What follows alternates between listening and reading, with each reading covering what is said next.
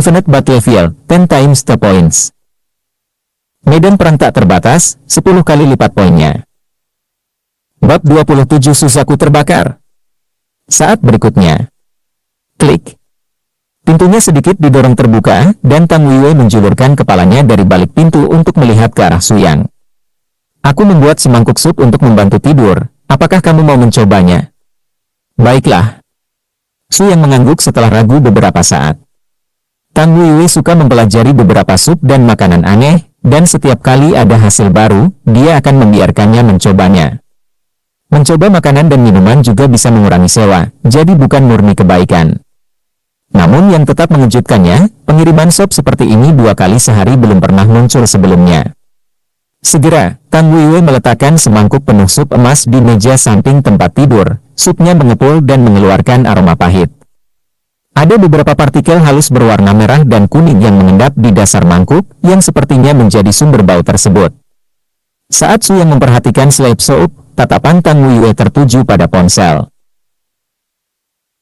Su Yang menatap layar hitam pekat, dia mengatupkan bibirnya dan berkata, saat kamu tidur, kamu harus mematikan ponselmu atau menyetelnya ke mode pesawat. Apa?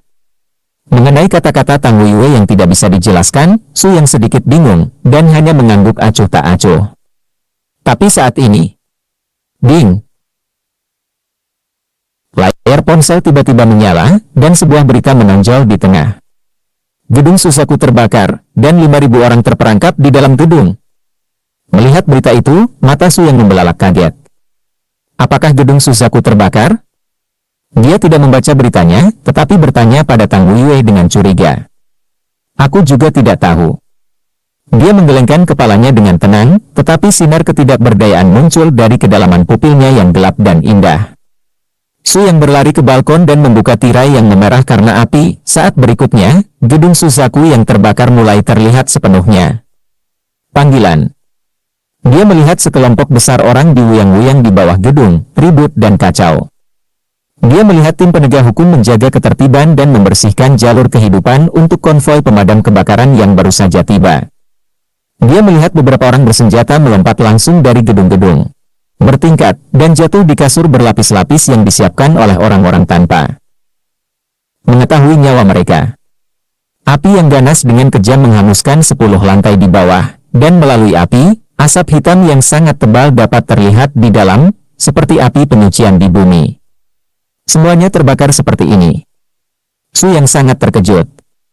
Rumahnya berada tepat di seberang gedung Suzaku, lebih dari 100 meter. Sepertinya api telah menyala belum lama ini, dan dia baru mengetahuinya sekarang.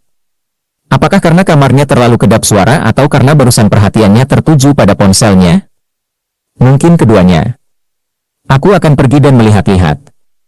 Setelah mengatakan sesuatu kepada Tang Weiwei, Su Yang berganti pakaian dan turun. Tang Weiwei mengikutinya ke gerbang, dan menghentikan Su Yang saat hendak membuka gerbang. Ngomong-ngomong, pakaian yang aku pesan beberapa hari yang lalu juga sudah siap sekarang, dan kamu bisa membawanya ke sini saat kamu kembali. Ini hanya masalah sepele. Su Yang mengangguk setuju. Dan juga, tubuh setengah berputar Su Yang tiba-tiba berhenti dan kembali menatapnya. Tang Weiwei menatapnya, dan keduanya saling memandang. Jangan mencoba menjadi berani kapan saja. Kamu bukan pahlawan, dan tidak perlu mengurus semua orang. Su Yang seperti ikan kecil yang secara alami menyatu dengan kumpulan ikan besar. Mendengar diskusi panas dari orang-orang di sekitarnya, dia masih memikirkan kata-kata yang dikatakan Tang Weiwei kepadanya. Dari apa yang dia katakan, dia sepertinya berpikir bahwa dia akan mati-matian menyelamatkan orang. Haha, sepertinya dia akan kecewa. Su Yang tersenyum menawan, dia bukan tipe perawan yang penuh kasih, atau tipe anak laki-laki berdarah panas dengan 20 kaki. Bukan tipe pahlawan yang bisa mengorbankan dirinya untuk orang asing. Dia hanyalah warga negara biasa, dan tugas memadamkan api serta menyelamatkan orang-orang harus diserahkan kepada para profesional, jadi dia tidak boleh membuat masalah. Tetapi, jika dalam kemampuannya untuk menyelamatkan orang, dia tidak akan ragu untuk membantu. Di satu sisi, dia baik hati, dan di sisi lain, itu untuk keberuntungan. Karena dia mendapat sedikit poin keberuntungan untuk menyelamatkan Su. Oleh karena itu, dia masih hanya memiliki 1 poin keberuntungan dan 0 poin keberuntungan. Tidak beruntung membuatnya merasa tidak nyaman sama sekali. Su yang berkeliaran di antara kerumunan, bergerak mendekat dengan sengaja. Apakah kamu tahu bahwa seseorang bersenjata dan baru saja bergegas masuk untuk menyelamatkan orang? Sungguh, bagaimana sekarang? Percakapan antara dua orang di sampingnya membangkitkan rasa ingin tahunya. Haha, tidak apa-apa jika tidak ada yang diselamatkan, aku jatuh ke dalam, lihat, sekarang aku dibawa keluar. Melihat ke arah yang ditunjuk pria tersebut, dia memang melihat seorang pria sedang digotong oleh petugas medis. Pria tersebut tampak malu dan terus menutupi wajahnya dengan kedua tangannya. Su Yang. Saya mendengar bahwa beberapa orang tidak punya waktu untuk melarikan diri ketika kebakaran terjadi, dan ketika tiba waktunya untuk jatuh, mereka memasuki medan perang yang tak terbatas. Sungguh, kelompok orang itu cukup beruntung.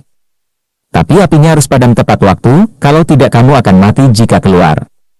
Ya, sepertinya aku harus mempelajari beberapa skill pengendalian air atau skill melarikan diri agar lebih aman di masa depan. Itu suatu keharusan, aku memberitahumu. Su yang mendesak ke depan, karena dari waktu ke waktu, benda yang terbakar akan jatuh ke tanah, dan tim penegak hukum telah menutup tempat itu. Lebih dari selusin truk pemadam kebakaran menyemprotkan air di sekitar gedung. Sebagian besar api di lantai 1 dan 2 telah padam. Banyak petugas pemadam kebakaran membawa yang terluka di punggung mereka dan keluar masuk lantai 1 dan 2. Tidak jauh darinya, petugas keamanan dan Jiang, Ye Sheng, sudah tiba. Melihat yang terluka diangkut terus-menerus, wajah Ye Sheng menjadi berat, dia berjalan ke kepala pemadam kebakaran dan bertanya tentang situasi di tempat kejadian. Berapa banyak yang terluka di lantai 2? Kepala pemadam memberi hormat, dan dengan cepat berkata, semua yang terluka di lantai 2 telah diselamatkan, dan sekarang anggota tim kami menyelamatkan yang terluka di lantai 3. Mendengar ini, Ye Sheng mengangguk. Segera setelah itu, dia mengangkat kepalanya dan melihat sekeliling, mengerutkan kening dan berkata, ini tidak cukup untuk memadamkan api. Apakah tidak ada pesawat itu? Pergi, minta semua pesawat itu, apakah itu menyelamatkan orang atau memadamkan api, gunakan semua yang bisa berguna. Pastikan untuk menyelamatkan semua orang tepat waktu. Asisten itu mengangguk dan melambaikan tangannya untuk memberi isyarat kepada para pengikut untuk segera melakukannya. Su yang secara alami mendengar percakapan mereka. Setelah berpikir sejenak, dia diam-diam mundur dari kerumunan dan berjalan ke tempat yang tidak terlalu ramai di sisi kiri gedung. Bersenjata. Setelah mempersenjatai, dia langsung berteleportasi ke kamar di sebelah dinding di lantai 2 gedung. Tidak ada yang melihat keseluruhan proses. Jubah putih berkibar di belakangnya, setelan perintis menggantikan pakaian aslinya, dan topeng lucu tiba-tiba muncul di wajahnya. Melihat penampilannya seperti ini, Su yang teringat bahwa angkatan bersenjata juga akan mewarisi pakaian medan perang. Untungnya, dia bergerak lebih hati-hati dan cepat, kalau tidak dia mungkin akan terekspos. Selain suhu tinggi dan bau menyengat di udara di lantai 2, tidak ada yang bisa mengancam Su Yang. Alasan dia datang dengan membawa senjata hanyalah untuk melihat apakah ada ikan yang lolos dari jaring. Harus dikatakan bahwa tidak ada korban jiwa yang terlewatkan. Lagi pula, bangunannya sangat besar, dan ada banyak ruangan di setiap lantai. Sehingga orang yang tidak dikenal mudah tersesat.